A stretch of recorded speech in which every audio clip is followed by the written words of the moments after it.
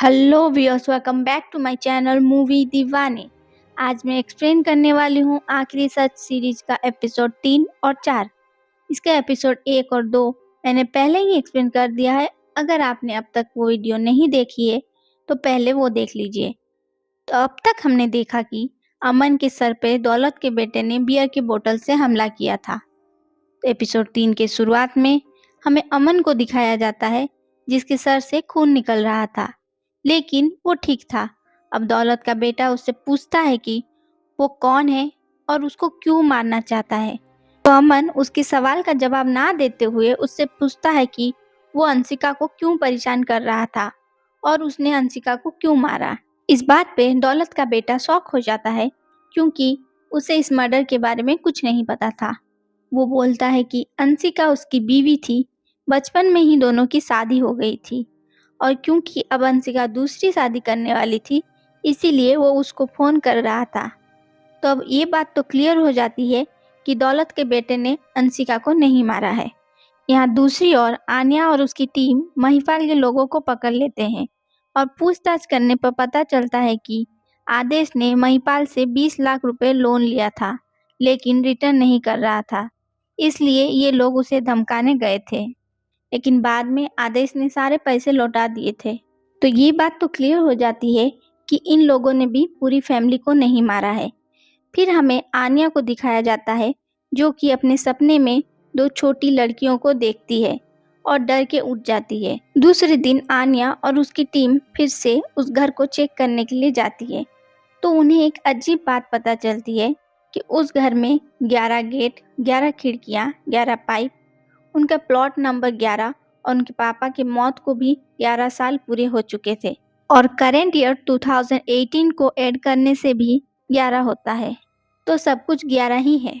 तो अब आन्या अमन को फ़ोन करके पूछती है कि उसकी और अंशिका की शादी किस डेट को होने वाली थी। तो पता चलता है कि उनकी शादी नवंबर में फिक्स हुई थी। सब कुछ 11 होने के कारण आन्या को इस इंसिडेंट में किसी बाबा या तांत्रिक का इन्वॉल्वमेंट है ये लगता है। अब आन्या घर आती है तो वहाँ उसका हस्बैंड था और दोनों के बीच लड़ाई हो जाती है। यहाँ हमें पता चलता है कि आन्या और उसके हस्बैंड के बीच का रिश्ता कुछ ठीक नहीं है। अब फिर से आन्या को सपने में वो 2 छोटी बच्चियां दिखती है जिनमें से एक तो आन्या है और दूसरी लड़की उसकी दोस्त है जो कि थोड़ी परेशान थी और बाद में वो भी रस्सी से लटक कर सुसाइड की होती है। ये देखकर आन्या वापस डर के उठ जाती है। तो यहाँ हमें पता चलता है कि बचपन में आन्या की एक फ्रेंड थी जिसने कि सुसाइड कर लिया था और आन्या खुद को उसकी मौत का जिम्मेदार समझ रही थी। अब आन्या और उसकी टीम सारे घर वालों के कॉल रिकॉर्ड्स देखते हैं तो उन्हें किसी बाबा या तांत्रिक का नंबर नहीं मिलता।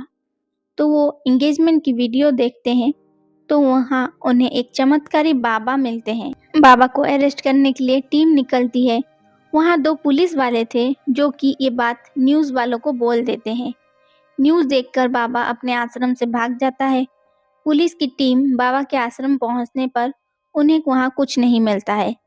मोबाइल ट्रेस करके आन्या और उसकी टीम बाबा को छतरपुर के एक होटल से पकड़ लेते हैं। यहाँ दूसरी ओर दिखाया जाता है कि पुलिस वालों को पता चल जाता है कि अमन ड्रग्स लेता है और उसने जो पुलिस को स्टेटमेंट दिया था कि मर्डर वाली बात उसकी माँ ने उसे फ़ोन करके बताई थी, ये बात भी झूठ है। इधर चमत्कारी बाबा को पूछताछ करने पर बाबा बताता है कि भुवन 5 साल पहले उनके पास आया था।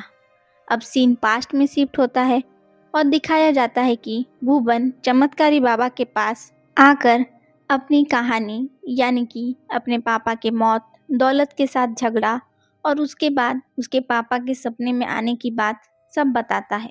बाबा बताते हैं कि दौलत के दुकान में आग लगने के बाद भुवन अपने पापा के होने की बात को इस हद तक मानने लगता है कि वो रोज शाम को अपने पापा की शांति के लिए घर में सारे घर वालों के साथ पूजा करने लगता है।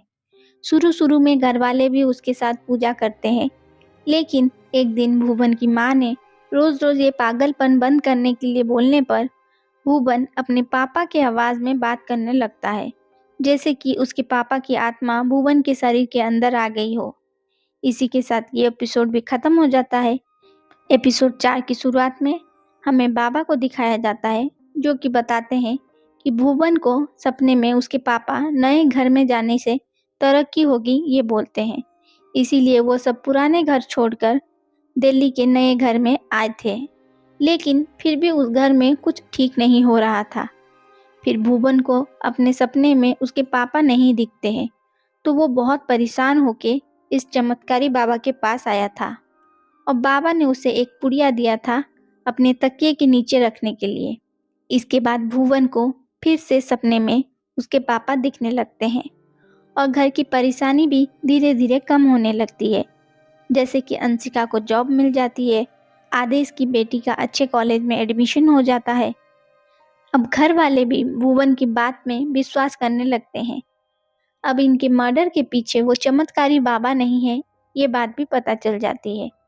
आन्या और उसकी टीम वापस दिल्ली आते हैं। आन्या वापस घर आती है तो देखती है कि उसका हस्बैंड एक दूसरी लड़की को घर लाया था। अब आन्या और उसके हस्बैंड के बीच लड़ाई होती है और उसका हस्बैंड घर छोड़कर चला जाता है। आन्या बहुत ज़्यादा डिस्टर्ब हो जाती है। सीन शिफ्ट होता है और अमन को दिखाया जाता है। अमन उस छोटे बच्चे से मिलता है जो कि हमें एपिसोड 1 में दिखाया था। उस बच्चे से अमन को ये पता चलता है कि भुवन के अंदर उसके पापा की आत्मा आती थी और बाकी सब घर वाले कुछ डायरी में लिखते थे। अब अमन डायरी ढूंढने के लिए मर्डर वाले घर में जाता है। यहाँ दूसरी ओर पुलिस को उस बाइक का नंबर मिल जाता है और ये पता चलता है कि ये बाइक अमन का है। फिर पुलिस अमन को उस मर्डर वाले घर में डायरी ढूंढते हुए पकड़ लेती है। अब पुलिस अमन से पूछताछ करती है तो अमन बताता है कि मर्डर वाले रात को अमन और अंशिका मिलने वाले थे, लेकिन अंशिका मिलने नहीं आती है। तो उससे मिलने के लिए अमन उसके घर चला जाता है और उसी वक्त लाइट चली जाती है। फिर भी अमन घर के अंदर जाके देखता है तो सब रस्सी से लटके हुए थे। इतना बोल के अमन रोने लगता है और बताता है कि भुवन मंत्र पढ़ता था और घर के सारे लोग बैठकर पूजा करते थे और अंशिका रजिस्टर में कुछ लिखती थी। आन्या और उसकी टीम भुवन की दुकान से जो 2 रजिस्टर मिली थी उसे पढ़ते हैं तो उसमें लिखा था, सुबह सुबह उठो, आंगन में पेड़ के नीचे बैठकर प्रार्थना करो। इससे आन्या और उसकी टीम को पता चलता है कि ये रजिस्टर जवाहर ने नहीं लिखा है, क्योंकि उनके पुराने घर के आंगन में तो कोई पेड़ था ही नहीं। तो ये रजिस्टर भुवन ने लिखी है जवाहर बन के। फिर आन्या और उसकी टीम फिर से दुकान और घर की तलाशी लेते हैं तो उन्हें और 9 डायरी मिलती है। इसी के साथ ये एपिसोड खत्म हो जाता है। बाकी के एपिसोड मैं दूसरे वीडियो में एक्सप्लेन करूँगी। तब तक के लिए वीडियो पसंद आई हो तो चैनल को लाइक, शेयर और सब्सक्राइब करें। Bye bye.